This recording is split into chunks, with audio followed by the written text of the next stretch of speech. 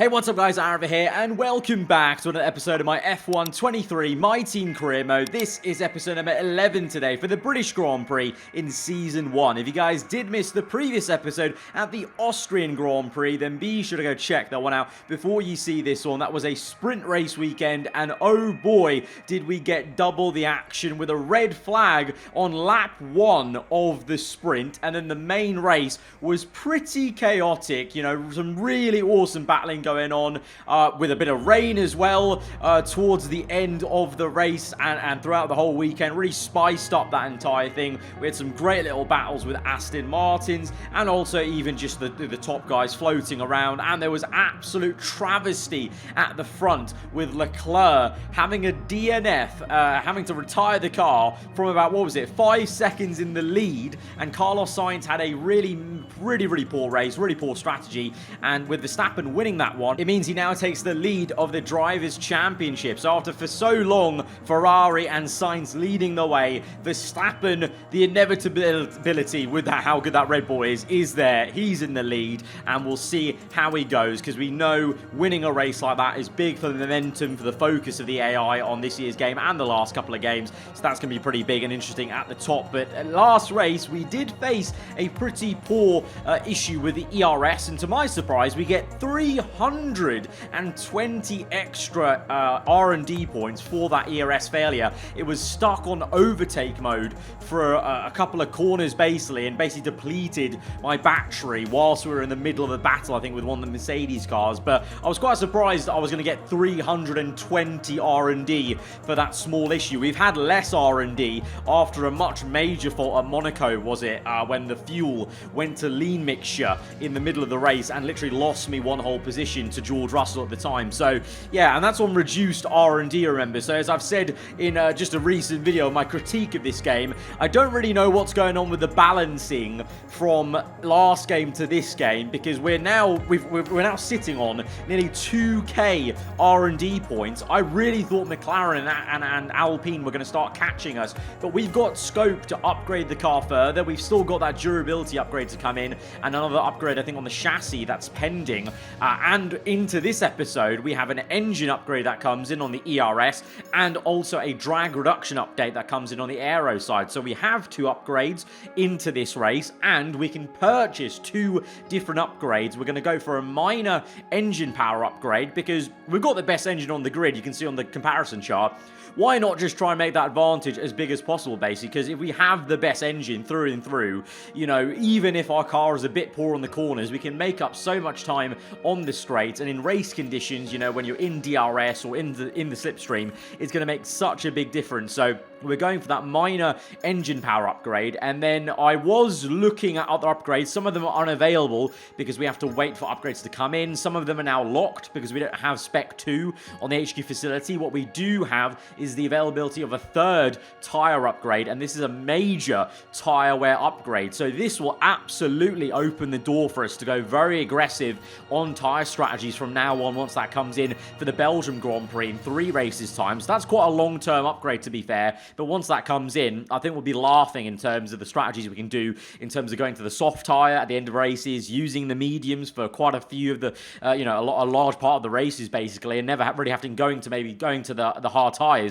because we've got that good of tire wear basically. But yeah, going into Silverstone, because of those 2 upgrades that we got on the drag reduction and the, small ERS upgrade, we make fantastic progress. McLaren makes some tiny progress, but we're now closer to Aston Martin, Mercedes, and Ferrari than we are to McLaren, as McLaren are kind of in no man's land. Alpine flagging a little bit as Haas catch them up, and Williams makes some good progress. To be fair, the entire grid, you can see the field spread from where Red Bull are to Williams, or the bottom team, has closed up massively. So even though we are experiencing a really big bounce in upgrades and an uptick of performance, the entire grid is actually upgrading quite rapidly and closing up. So by the end of the season, this could get pretty damn competitive as a grid basically. Like, this is the quickest I've ever seen a grid, form up and close up from the fastest to the slowest car. Usually it takes at least about 2 seasons, but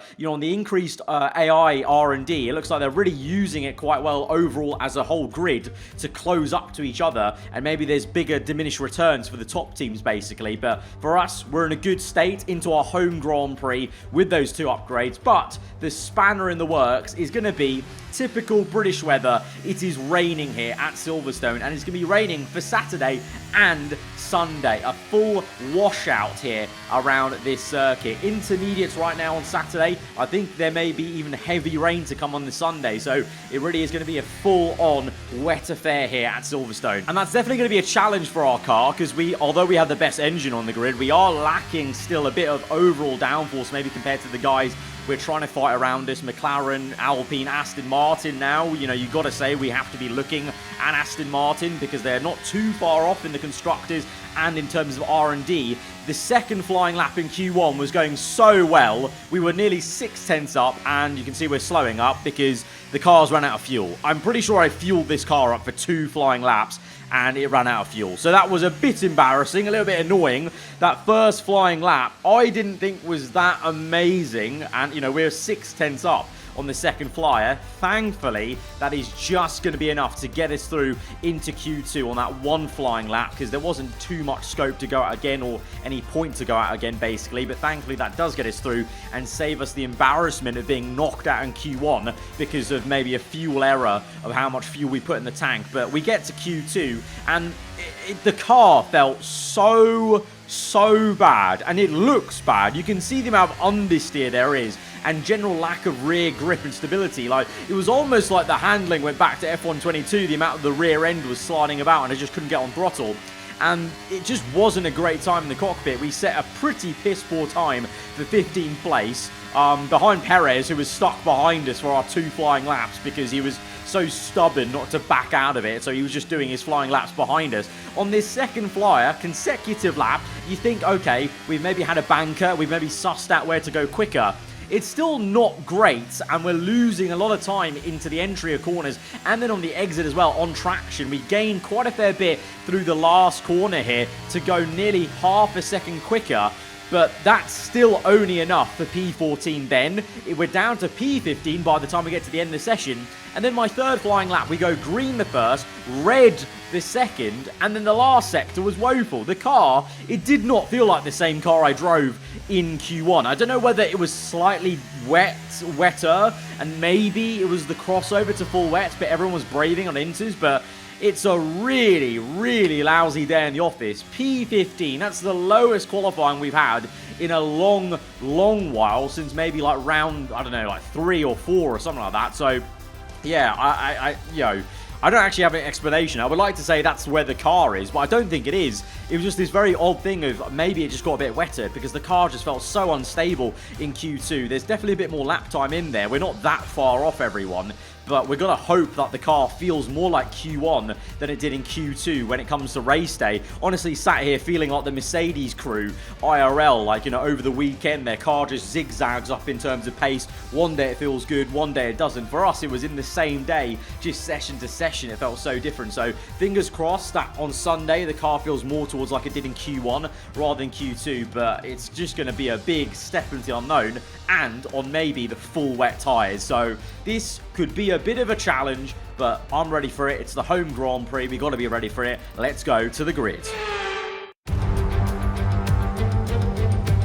Welcome to not only the home of British motorsport, but also the birthplace of the Formula One World Championship.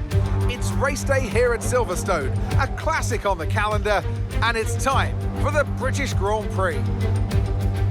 Silverstone circuit then is 3.6 miles long, has a total of 18 corners, and of course is no stranger to the rain. There won't be any DRS available in these conditions, but the Wellington and Hangar straights are still good opportunities to tuck into the slipstream and make a pass. Let's run you through the driver grid order for today's exciting race. George Russell will begin today's event in pole position, and Max Verstappen lines up alongside.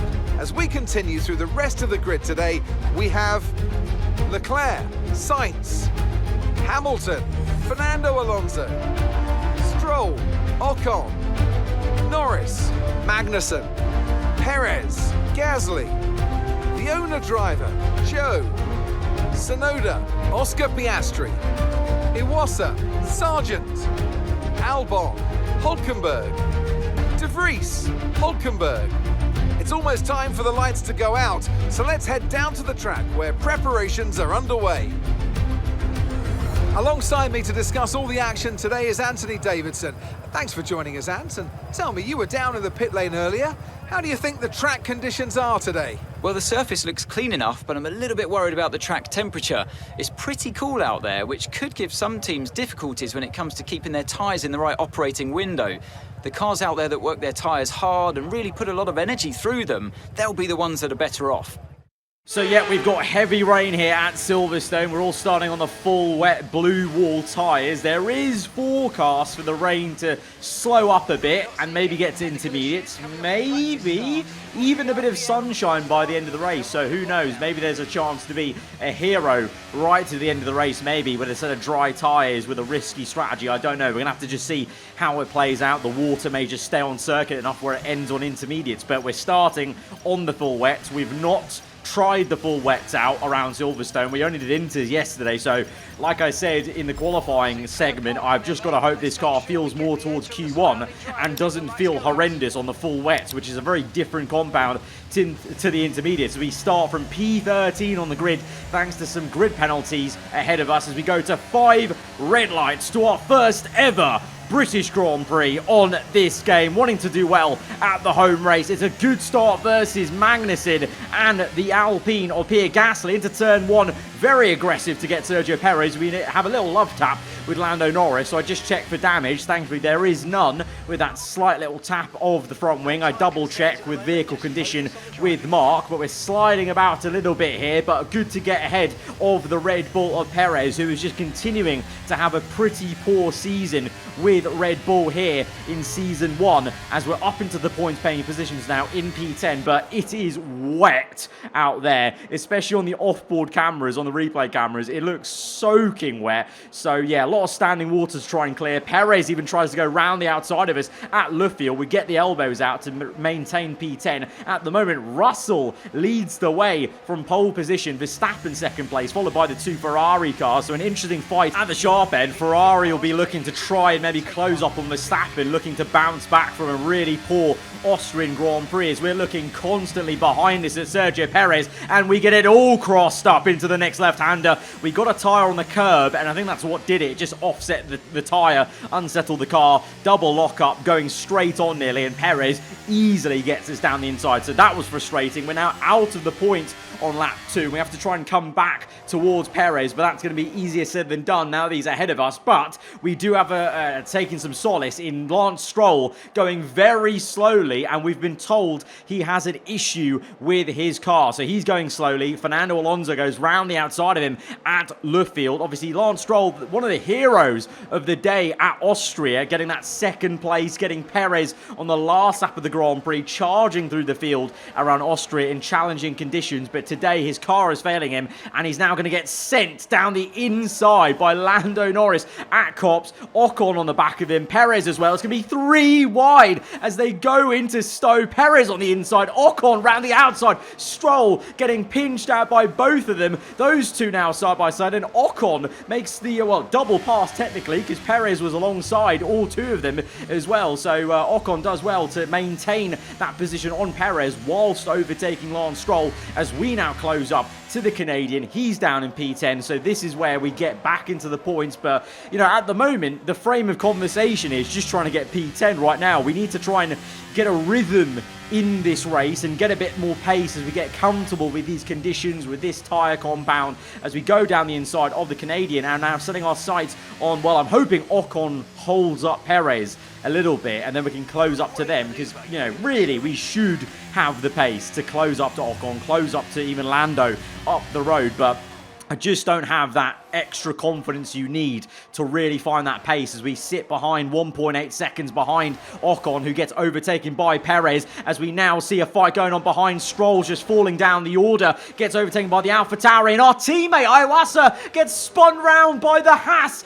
and he's now facing the wrong way, sideways on the grass, and that's going to call out the red flag on lap 5. And this is a bit frustrating. I'm going to put my hands up and say, sorry, because I forgot to turn off the red flags. I really should be turning off the red flags until they get this glitch sorted out. So we don't know for certain that we're going to finish exactly where we start this red flag, but we know the positions will change slightly. So there is some point in still doing this race and watching on for you guys, because we can still get better than P10. We're not just going to be stuck there, but we might not exactly get the finishing position we finish up this race in. But there are going to be some places still to gain in this race after this red flag, and more so, it's more of a resetting point, strapping on a new set of wet tyres and basically just getting a chance to redo the start and get recomposed and be maybe a bit more aggressive as we go off the 5 red lights. We're back on the way at Silverstone, still raining and pouring down on lap 8 now as we've restarted here, so we've skipped ahead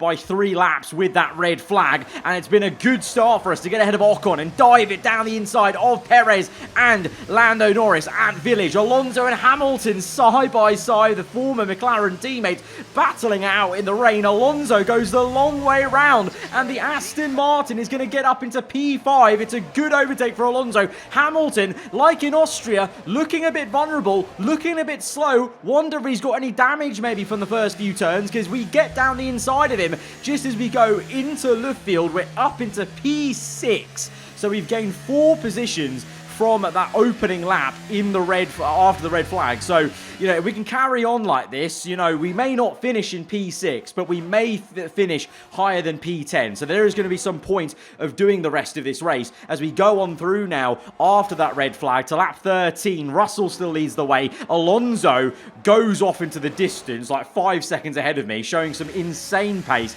in that upgraded Aston Martin, and overtakes Carlos Sainz. This man was leading the World Championship for so many races, and it's starting to slowly unravel with that poor strategy around the Red Bull Ring. And here he just has a lack of pace, maybe a lack of confidence after finishing so low around Austria. He's down to P5, and Alonso splits the 2 Ferraris. As we now move to lap 16, then 3 laps later, so we've only got 10 laps of this race to go, so we've actually bucketed through it as nothing's really happened for us apart from now we're really struggling. And I have a hunch it's time for intermediates, because the only reason I'd be struggling this much, I think, is because the track now is not as wet for the full wets. You don't need this much tread on the tyre, and it's time for Inters soon. But at this point, Mark keeps telling me it's still time for full wets, but I am struggling so much. Perez now catches me, gets me down the inside of Luffield as we just went off wide, straight off of the apex. I'm trying to come back at Sergio Perez desperately, but we've got a lot of understeer now, and the car just isn't performing well as oh no! Carlos Sainz, it's gone from bad to worse for the Spaniard. It was a horrendous strategy in Austria. Here he didn't have any pace, and now we know why. Maybe it's the car. The car was failing him, and it's given out on lap 16. It's a DNF for Carlos Sainz. It's back-to-back DNFs for one of the Ferrari drivers from Austria to here to Silverstone, and that brings out the virtual safety car. So that's massive for the World Championship, with Verstappen in second place, even 18 points, you know, on 0 for Sainz. Verstappen is going to have a very healthy lead all of a sudden in the championship. He is very much inevitable, it would seem, in this first season of career mode, as we are going to come in under this virtual safety car, because even though Mark kept going on about, oh, it's still time for the full wet, I was adamant it was time for intermediates. No one else is coming in. This generally either means one or two things. One, this is about to be a 300 IQ strategy play, or two, this is going to blow up in my face. I'm hoping it's going to be the first option as we come in, and I've told my team to strap on intermediates, even though that Mark, my engineer, is still telling me I think the full wets are the better tyre to be on right now. And even as I come out the pit lane, he's going to waffle on about us maybe being on the wrong tyre and others being on the better tyre. But we come out now, and we've obviously done that pit stop under virtual safety car. So, but most of it ended obviously as we came out the pit lane there. So what's happened there is we're not only maybe going to hopefully gain time being on the right tyre for the right conditions, we've also gained time because everyone was driving slower. So we didn't get a full-on free pit stop, but we did get a significantly reduced pit stop time because everyone else on circuit was going slower. And visually, as you can see, we are gaining on Albon rapidly. I know he's in a Williams, that's towards the end of the grid, but I can also tell you the feeling of this car. I mean, you can probably tell by the amount of grip we've got in the apex speed there. It was definitely time for intermediates. I was absolutely in bits that we got this correct, because this car, night and day, felt so much better than that lap 16 where Perez overtook us. This is the right tyre to be on, and everyone knows it by the time we get to lap 18. So 2 laps later, everyone comes in, at least the guys I can see on the minimap right now. There's still some of the leaders that are yet to come in, but I think all these guys are now going on to Inters. So we've made the right call. Leclerc on lap 19 eventually goes on to intermediates himself and comes out just ahead of us. So we were nowhere near this close to Leclerc before, so we've gained massively here in this pit stop phase. Behind us, Hamilton 2.7 further seconds back are all the other cars making their pit stops. Ahead of us though, Perez yet to pit, Alonso and Verstappen yet to pit. Russell has come in, Leclerc's come in, Stroll hasn't. So Verstappen, Alonso, Perez and Stroll all on full wet still. I don't know if they're going to maybe try and go to the end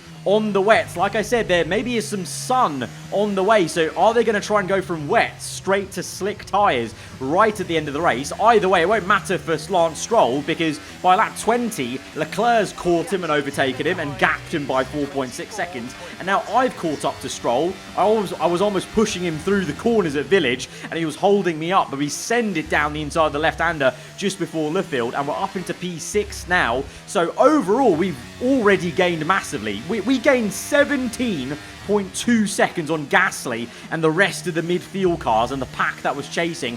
On lap 21, we overtake Perez, so both of them done. Leclerc, Russell, they're flying. Russell's got the fast lap of the Grand Prix, and now at some point, Russell's got to overtake Alonso and Verstappen, I reckon. And by lap 23, he's done just that. Russell's already overtaken Alonso, and now he's on the back of Verstappen. Leclerc, meanwhile, just overtook Alonso through Copse and into Beckett. Russell will retake the lead of the Grand Prix, having made one extra pit stop compared to Max Verstappen, who stayed out on the full wet. So Verstappen, Alonso, Perez, Stroll, they've gone for this gamble of, I don't know, whether it's going to get dry enough for slicks right at the end. They've gone for that gamble. For Verstappen, it's not worked because Russell's retaken the lead. For Alonso, it's not really worked, but also he's not lost much because he was already behind Leclerc. But now, lap 24, they're coming in. Verstappen's in, Alonso's in on the minimap. On the top left, you can see.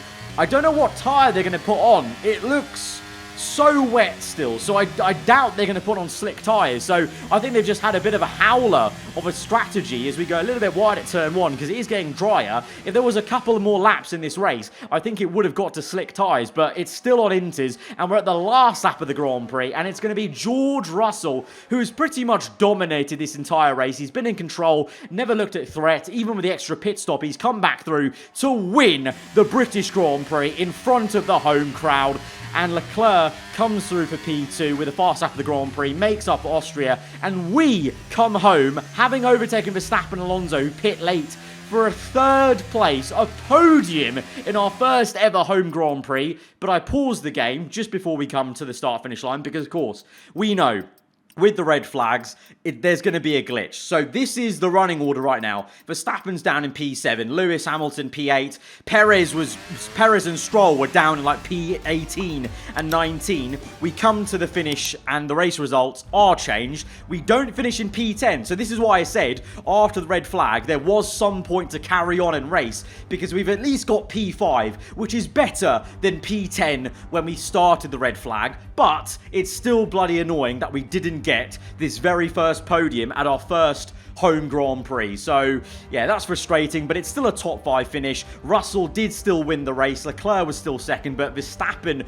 gained back to 3rd. Hamilton 4th. Big winners there for Verstappen and Hamilton, really. Fernando Alonso lost out a bit with P6 there. And Sergio Perez also gained 1 point rather than being way down in P18. But for us, we're kind of the biggest loser, really, losing that podium position and getting 10 points instead of 15. Well, they've done a brilliant job, I must say, under some intense pressure to take a well-earned victory here at the British Grand Prix. Well, Anthony Davidson, a resounding victory today, but what set them apart from the rest? I I feel like consistency was probably the key today. There's being quick, and then there's being quick lap after lap after lap. If you can do that, you can capitalise on other people's errors without making many of your own. And that's an approach that can push you a long way up the field. Well, Mercedes are on top form once again after an excellent race weekend. It's great to see them up on that podium once again. So in terms of the Drivers' Championship then, Verstappen leads Carlos Sainz by 19 points. So for all of that interest in the first 8-9 rounds, you know, Sainz leading for so long, Red Bull were down in second in the Constructors by a fair few points. All of a sudden now, Verstappen 19 points ahead, 27 points ahead of Ferrari. That's still not, you know, that's still doable. They can claw that back, but you know, the signs are there that Verstappen and Red Bull are starting to come good a bit and at least getting a little bit consistent. The win at Austria, a podium, a little bit glitched here at Silverstone. So, yeah, it's going to be interesting to see if Ferrari can come back at them in the way they did in the first round and try and, you know, take back the lead of the championship. There's still so long to go. We've only now got to the halfway point in the season. But for us, it's a podium lost, but 5th place is still pretty solid in our first ever British Grand Prix here on the game. Guys, if you have enjoyed the video, be sure to hit the like button. Let me know what you thought in the comments below. If you're around here, then do get subscribed for weekly Formula 1 content. I'll see you guys next time. Goodbye.